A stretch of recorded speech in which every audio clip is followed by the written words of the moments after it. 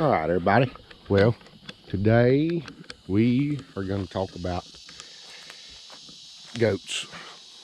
We're walking up here to feed the goats right now. I can't believe they ain't screaming. They normally scream until we feed them.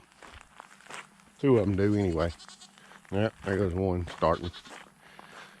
But anyway, so we're going to talk about these little dudes today. Now, we only got 3 left as of right now. I need to clean that water out too. So, let me get in this pen. So we're going to talk about whether or not, man, y'all stink, Jesus. Whether or not goats are good for your homestead, or are they not good for your homestead? Well, I made most of it. So, now will you drag that water hose over here? We'll wash that out while we're over here. Thank you. So, anyway, these dudes right here, hey boy, man, your neck is thick. Hey, calm down. So, as you can see, the ones we got are very calm, very docile. Now, as of right now, we have one female, this one over here in this pen, by herself. And we have them 2 males back there. So, discussing whether or not they're good for your homestead or not, it's really a matter of, well, like most things, it comes down to really money. Are they financially feasible to have on your homestead, should I say? While they do have their perks, they're great underbrushers for the most part. Now, as you can see, this pen, because there's only one over here, so, and there's only 2 over here, so it's growed up really tall. I need to get in here and mow it.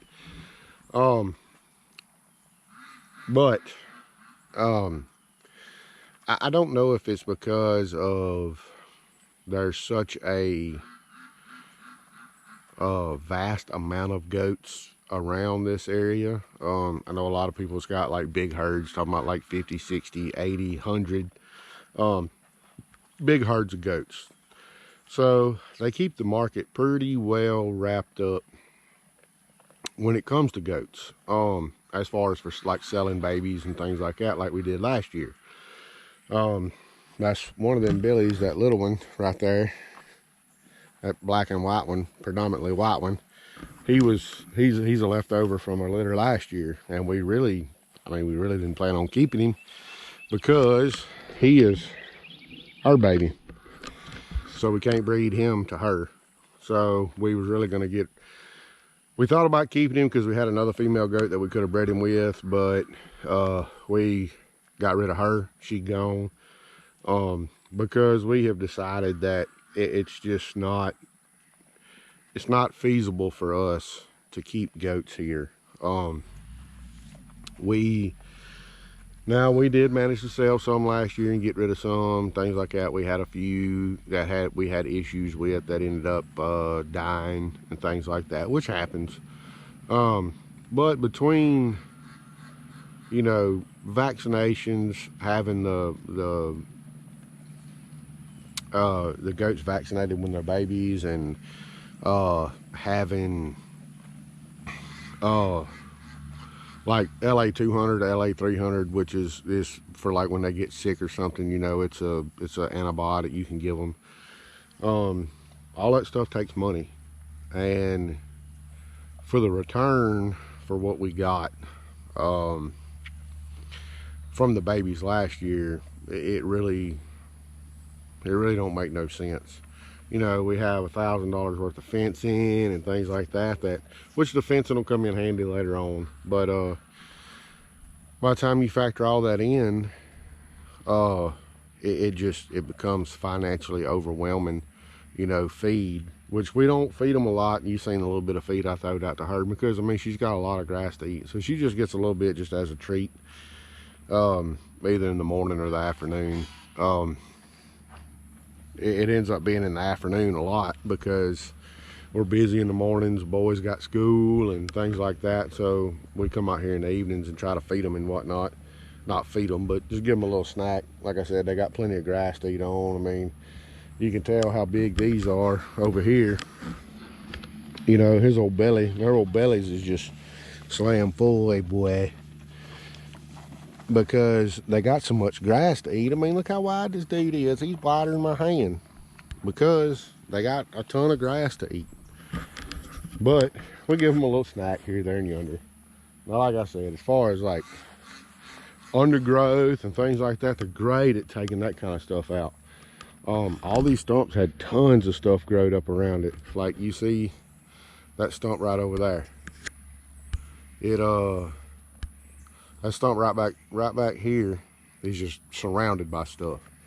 And you see these out over this way. See all them big, that's how all these stumps used to look. And you see now, I mean, they just eat that mess and tear that mess up until there's nothing left around it. And they keep it mowed down good. I mean, that is one.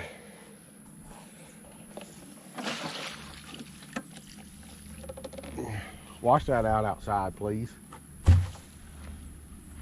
That is one plus to having them around, you know, is they're really good underbrushers.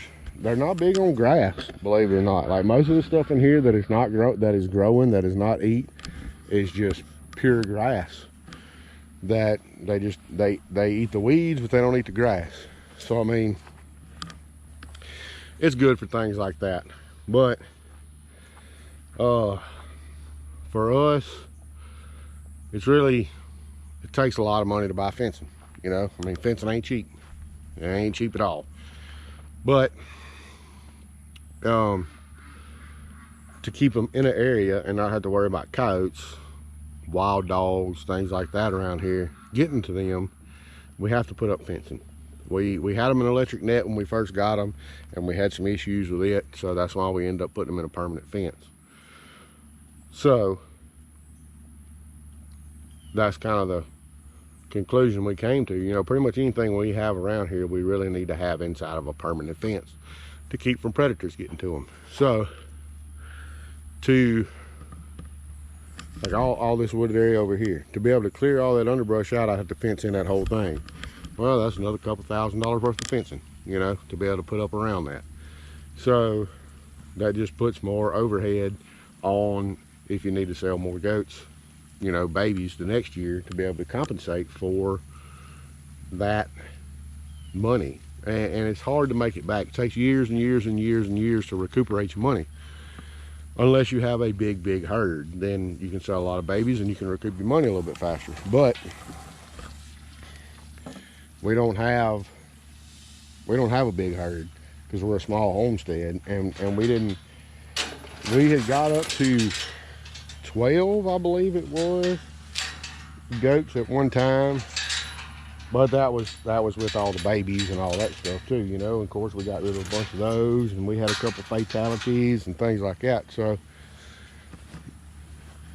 hey girl, So,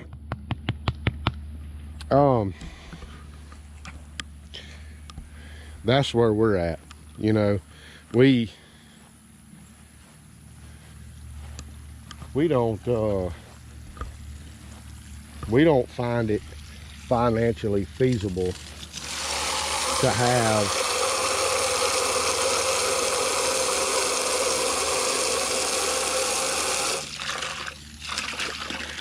goats ourselves.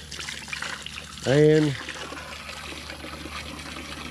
these that we got ain't what you would call easy to milk. So it ain't like you can get money for milk or making goat milk soap or something like that, you know. It's not off these anyway, you know what I mean? They're aggravating to us. Now, for a lot of people, yeah,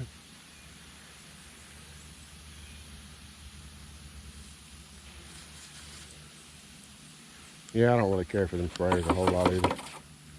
Got dirt all up there. I tried to beat as much out of it as I could. Oh, yeah. So, anyway, Xander's trying to clean that water out back there for them males.